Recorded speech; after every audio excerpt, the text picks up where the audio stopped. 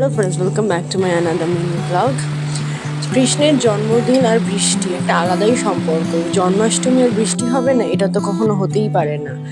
তা যাই হোক, কালকে জন্মাষ্টমী, আজকে সকাল থেকে বৃষ্টি পড়ছে।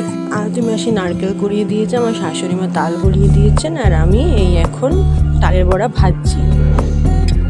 আমার একটা ছোট্ট গোপাল আছে, বিয়ের পরে আমার শ্বশুর বাড়িতে এসেই পাওয়া তাকে। আমার হাজব্যান্ডের ঠাকুমার ছিল গোপাল, তো তাই নাকেই আমি আর কি প্রত্যেক জন্মাষ্টমীতে যতটা পারি করার চেষ্টা করি। তাছাড়া এমনিতে তো সে তো আমার খুবই আদরের গোপাল, দেখাবো আমি ব্লগটা চলতে চলতে। হ্যাঁ, তারপরে আমাদের এই হয়ে এসছে, অনেকগুলোই হয়েছে ভাজা, প্লাস আমার শাশুড়ি মার কয়েকটা অর্ডারও ছিল কালকে জন্মাষ্টমীর জন্য। তো এটা হচ্ছে ডেকোরেশন। পরের দিন জন্মাষ্টমীর সকাল থেকে আবার আমি শ্যুটটা কন্টিনিউ করেছিলাম। এই আমার গোপু সোনা সুন্দর করে স্নান করছেন এখন। তার আগে দুধ ঢালার আগে আমি মধু ঘি দিয়ে ওনাকে সুন্দর করে মাখিয়ে এখন দুধ ঢেলে চান করাচ্ছি।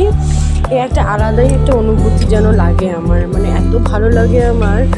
হ্যাঁ, জন্মাষ্টমীর দিনটা, পুরো দিনটা আমি না খেয়েই পুজো করি। তারপরে আমি নিরামিষ খাই, ভাত খাই না, লুচি পরোটা খাই। এই আমার গোপু সোনা রেডি হয়ে গেছে, একদম দোলনা বসে পড়েছেন উনি। এরপরে ওনার থালা ভোগের যেটা, সেটা আমি আনবো।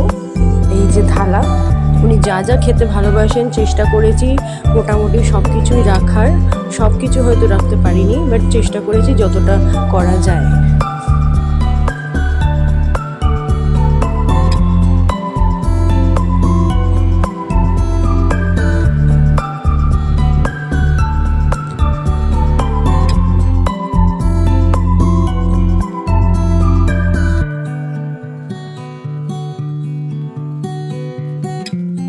কয়েকটা ছবি অ্যাটাচ করে দিচ্ছি।